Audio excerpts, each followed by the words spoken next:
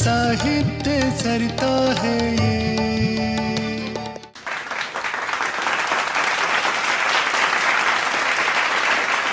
नमस्कार। राज्य कर्मचारी साहित्य संस्थान उत्तर प्रदेश द्वारा ये कार्यक्रम साहित्य सरिता द्वितीय के इस भाग में आप सभी का स्वागत है, इस्तकबाल है।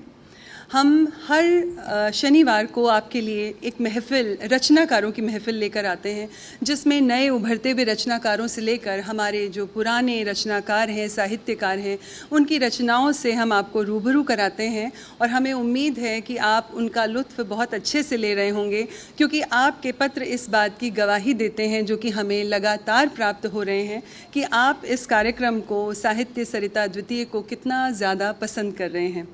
आज भी हम आपके लिए एक ऐसा ही काव्यात्मक साहित्यिक गुलदस्ता लेकर आए हैं, जिसमें हमेशा की तरह 3 रचनाकार हैं, और जिनमें से एक रचनाकार आपके लिए, हमारी युवा पीढ़ी के लिए, और जो नए लोग हैं, जो पुराने लोगों को, पुराने साहित्यकारों को जानना चाहते हैं, उनके लिए जयशंकर प्रसाद जी, जो कि छायावाद के बहुत ही महत्वपूर्ण कवि रहे हैं, एक स्तंभ रहे हैं, आधार स्तंभ, उनके बारे में हम आपको आज बताएंगे। तो हमारे आज मंच पर जो कविगण हैं, मैं उनको आमंत्रित करती हूँ। सबसे पहले लखनऊ की ही शोभा जी, जो कि गीत, गज़ल, कविताएं सब लिखते हैं, और इनके काव्य संग्रह पिघलती आकाश गंगा पर इन्हें जयशंकर प्रसाद सम्मान भी प्राप्त हुआ है। हमारे दूसरे रचनाकार हैं अभिषेक सहज, मैं उनको आमंत्रित करती हूँ, जो कि गीत गज़लें लिखते हैं। और हमारे तीसरे बहुत ही युवा हस्ताक्षर हैं लखनऊ के शहबाज तालिब, जो बहुत ही कम समय में गज़लों की दुनिया में अपना बहुत नाम बना चुके हैं। और इस कार्यक्रम की शुरुआत करते हुए मुझे बेहद खुशी है कि आज हम छायावाद के महत्वपूर्ण कवि, छायावाद के आधार स्तंभ जयशंकर प्रसाद जी से आपको परिचित करवाएंगे। और उसके लिए मैं यहाँ पर शोभा जी को आमंत्रित करना चाहूँगी, जो कि आपको जयशंकर प्रसाद जी के बारे में बताएंगी। और उससे पहले मैं कहना चाहूँगी कि जयशंकर प्रसाद जी ने जहाँ कई काव्य संग्रह लिखे, जिनमें से एक कामायनी जो है वो जगत प्रसिद्ध है, बहुत ज़्यादा उसने उनको नाम दिलवाया, वहीं उन्होंने कई नाटक भी लिखे जिनका मंचन बहुत ज़्यादा होता है। स्कूल में, कॉलेजेस में कई जगह हमने देखा है कि इन नाटकों का बहुत ही अच्छे ढंग से मंचन किया जाता है, जिनमें चंद्रगुप्त, ध्रुव स्वामिनी, जन्मेजय का नाग यज्ञ, इसके अलावा काव्य संग्रह इनके आंसू, लहर, झरना, प्रेम पथिक, ये सब के सब काव्य संग्रह हैं। और छायावाद एक ऐसा दौर था जब हम प्रकृति की ओर आकर्षित हुए, और उस समय की जो कविताएं हैं वो काफ़ी प्रकृति प्रेम से जुड़ी हुई नज़र आती हैं। और मैं चाहूँगी कि शोभा जी यहाँ पर आएँ और आप सबको जयशंकर प्रसाद जी का परिचय दें और उनकी कुछ रचनाओं को आपको सुनाएं।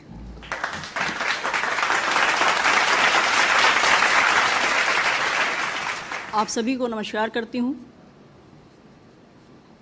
आज का ये कार्यक्रम एक विशिष्ट कार्यक्रम है, और इसमें एक पूर्वज प्रेरक कवि के व्यक्तित्व एवं कृतित्व के बारे में कुछ बताना है, और उसके लिए मुझे जयशंकर प्रसाद जी के बारे में बात करनी है। जयशंकर प्रसाद जी हिंदी के छायावादी युग के 4 प्रमुख स्तंभों में से एक हैं। प्रसाद जी ने हिंदी काव्य में छायावाद की स्थापना की, जिसके द्वारा खड़ी बोली के काव्य में कमनीय माधुर्य की रससिक्त धारा प्रवाहित हुई, और न केवल काव्य की सिद्ध भाषा बन गई है, बल्कि जीवन के सूक्ष्म एवं व्यापक आयामों के चित्रण की शक्ति भी संचित हुई, और कामायनी तक पहुँचते पहुँचते वो काव्य प्रेरक शक्ति काव्य के रूप में प्रतिष्ठित हो गई। हिंदी साहित्य के इतिहास में प्रसाद जी के कृतित्व का गौरव अक्षुण्ण है।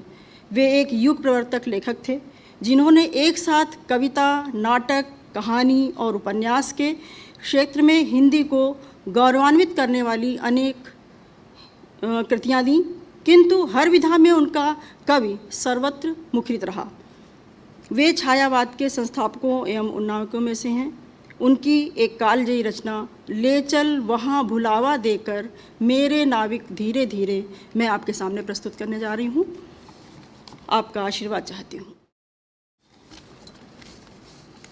ले चल वहाँ भुलावा देकर, ले चल वहाँ भुलावा देकर, मेरे नाविक धीरे धीरे, मेरे नाविक धीरे धीरे, मेरे नाविक धीरे धीरे। ले चल वहाँ भुलावा देकर, ले चल वहाँ भुलावा देकर, मेरे नाविक धीरे धीरे, मेरे नाविक धीरे धीरे, मेरे नाविक धीरे धीरे।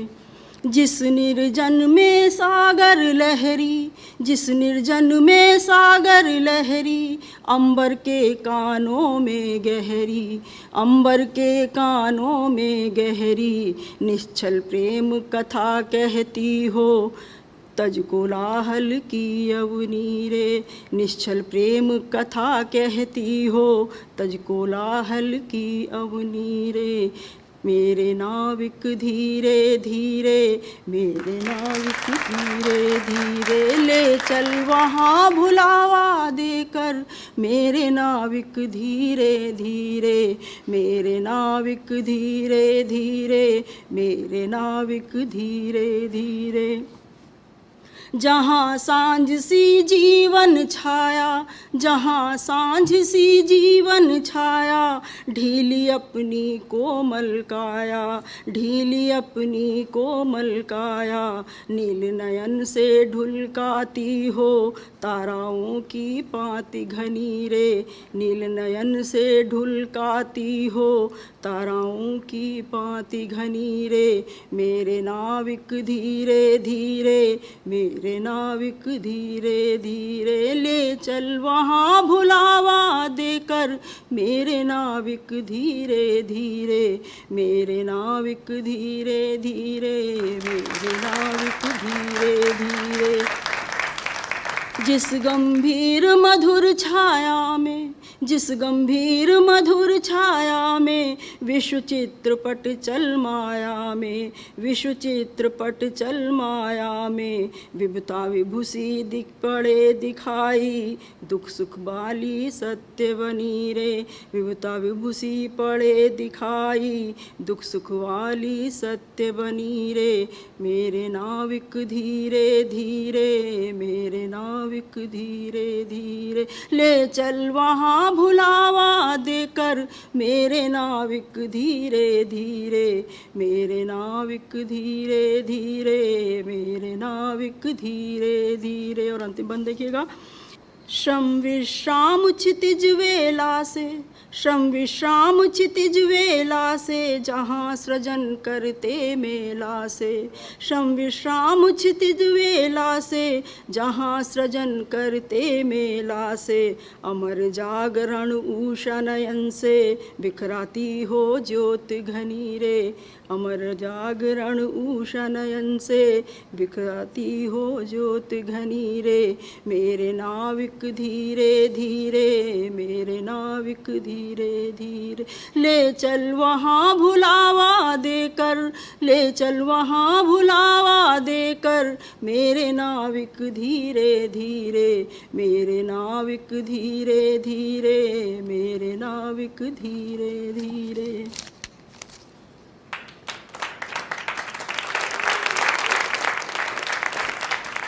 बहुत ही सहज और सुंदर प्रस्तुति शोभा जी के द्वारा। जयशंकर प्रसाद जी की रचना को आपने बहुत ही सस्वर, बहुत ही बेहतरीन ढंग से यहाँ प्रस्तुत किया। मुझे उम्मीद है कि हमारे दर्शकों को यह रचना और शोभा जी का यह पाठ बहुत पसंद आया होगा। और दर्शकों, हमें आपकी प्रतिक्रियाओं का लगातार इंतज़ार रहता है। हमने ये नई चीज़ शुरू की है, यह एक नई शुरुआत है जहाँ हम आपका परिचय हमारे पुराने साहित्यकारों, रचनाकारों से इस माध्यम से करवा रहे हैं कि हम उनकी रचनाओं को यहाँ साहित्य सरिता द्वितीय में किसी भी रचनाकार के द्वारा उसका पाठ करवा के आप तक पहुँचाते हैं। और अब हमारे साथ जो हमारे दूसरे रचनाकार हैं, अभिषेक सहज जी, इनकी 2 किताबें आ चुकी हैं। यादों के साए, जिस पर इन्हें राज्यपाल उत्तर प्रदेश द्वारा पुरस्कार भी मिला है, सम्मानित किया गया है इन्हें। रेत के घरौंदे और वुमनिया बैंड जो चलता है उसके सारे गीत जितने भी आप दर्शक लोग भी सुनते हैं वो सब अभिषेक सहज जी के द्वारा ही लिखे गए हैं। मैं बहुत ही आदर के साथ उन्हें यहाँ आमंत्रित करती हूँ कि वे आप सबसे रूबरू हों और अपनी रचनाएं आपको सुनाएं।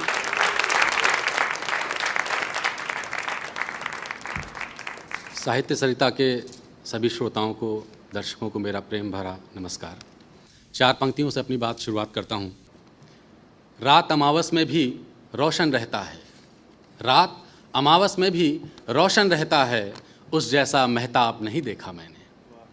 रात अमावस में भी रोशन रहता है, उस जैसा महताब नहीं देखा मैंने। और जब से मेरे घर वो लड़की आई है, जब से मेरे घर वो लड़की आई है, तब से कोई ख्वाब नहीं देखा मैंने। जब से मेरे घर वो लड़की आई है, तब से कोई ख्वाब नहीं देखा मैंने। एक रचना है जिसका शीर्षक है लड़कियां, वो मैं आप सबके स्नेहांगन में रख रहा हूं। जिनके लिए दीवाने हुआ करते थे लड़के, जिनके लिए दीवाने हुआ करते थे लड़के, बात करने के बहाने ढूंढा करते थे लड़के।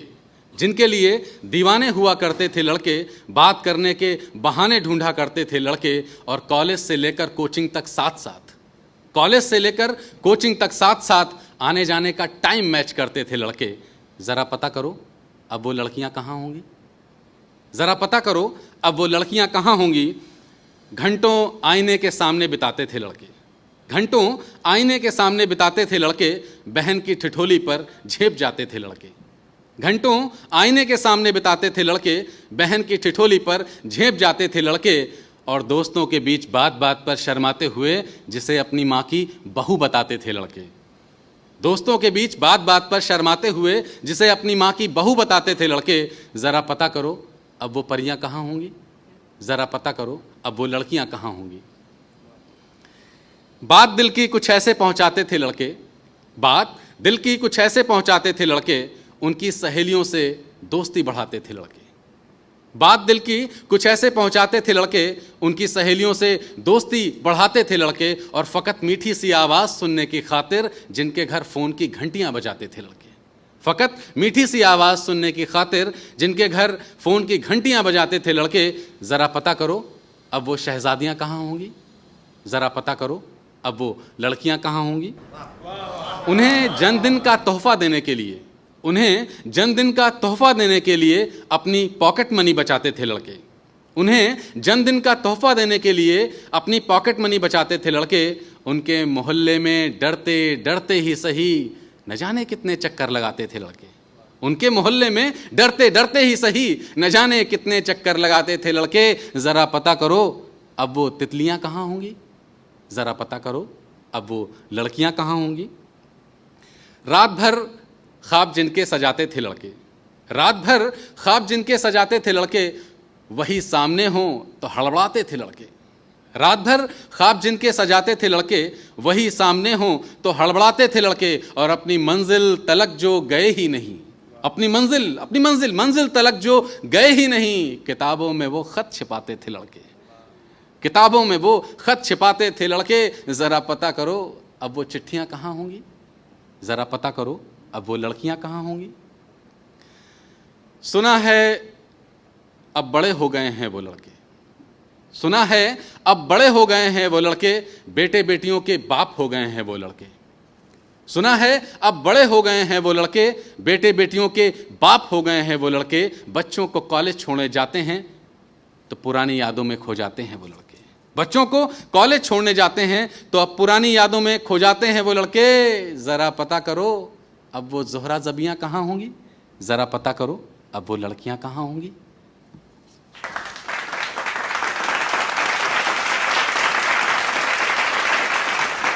बहुत ही सुंदर लड़कियां कविता अभी आपने सुनी।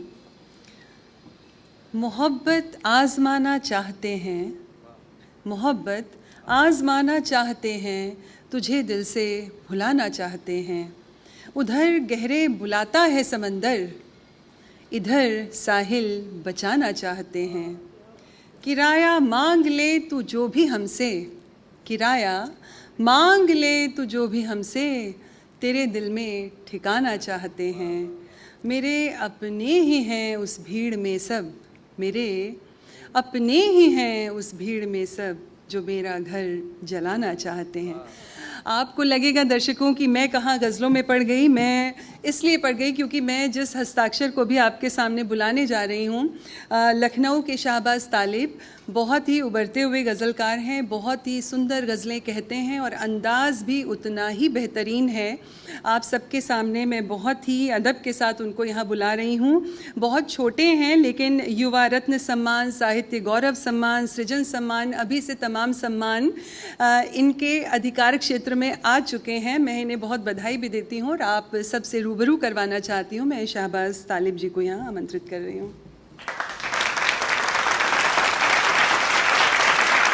बहुत बहुत शुक्रिया।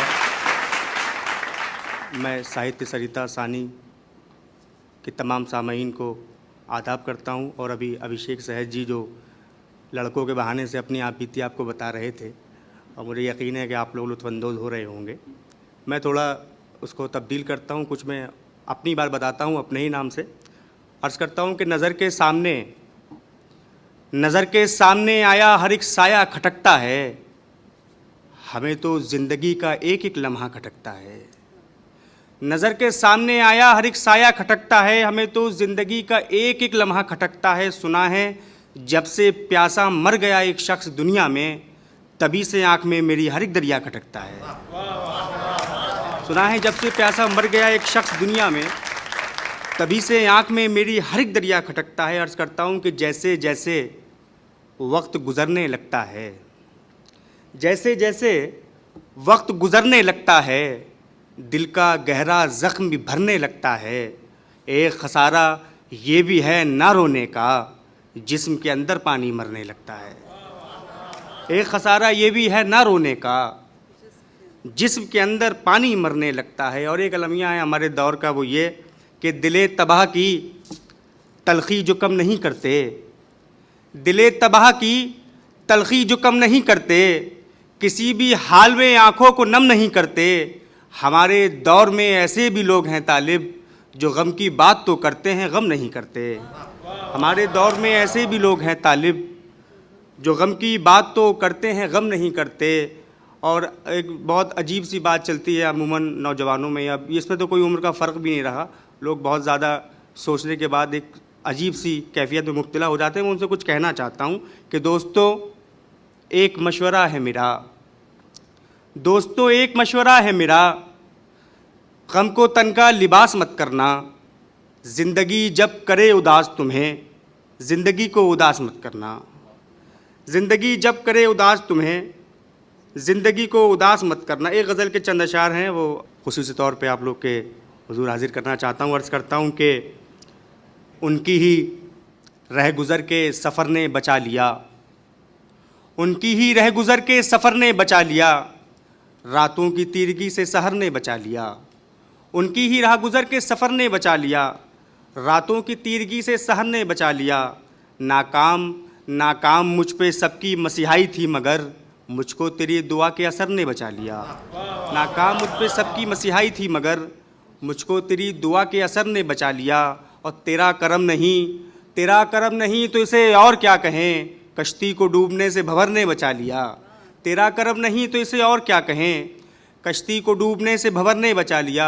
एक खुसूसी तवज्जो शेर पे ये कि मुमकिन है मर ही जाती, मुमकिन है मर ही जाती वो फाकों से टूट कर, चूंटी की ज़िंदगी को शकर ने बचा लिया। मुमकिन है मर ही जाती वो फाकों से टूट कर, चूंटी की ज़िंदगी को शकर ने बचा लिया। उनकी ही राह गुज़र के सफ़र ने बचा लिया, रातों की तीरगी से सहर ने बचा लिया। एक गज़ल के चंद अशार हैं, वो मुलाज़ा फरमाएं आप लोग तमाम सामीन जो दर्शक नाज़रीन जो देख रहे हैं। अर्ज़ करता हूँ कि फिर यूँ हुआ कि खुल गई हर एक राह गम, फिर यूँ हुआ कि खुल गई हर एक राह गम, मैं दर बदर था मिल गई मुझको पनाह गम।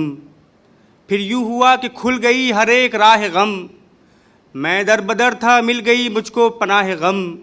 फिर यूँ हुआ कि कट गई वो शाख जिस्म की, अब तक बनी हुई थी जो आराम गाह गम। फिर यूँ हुआ कि बन गया मैं इश्क का इमाम, आखिर मुझे भी मिली गई सजदा गाह गम। उल्फत ने आपकी मुझे ज़रदार कर दिया, उल्फत ने आपकी मुझे जरदार कर दिया, कहने लगे हैं गम भी मुझे बादशाह गम, कहने लगे हैं गम भी मुझे बादशाह गम। और 4 मिसरे और मुलाजा कीजिए। अर्ज़ किया कि सारे अल्फाज ये तुम्हारे थे, सारे अल्फाज ये तुम्हारे थे, बिन तेरे ज़िंदगी नहीं होती, सारे अल्फाज ये तुम्हारे थे, बिन तेरे ज़िंदगी नहीं होती, दूर होके भी मुझसे ज़िंदा हो, तुमको शर्मिंदगी नहीं होती। बहुत बहुत शुक्रिया, बहुत शुक्रिया।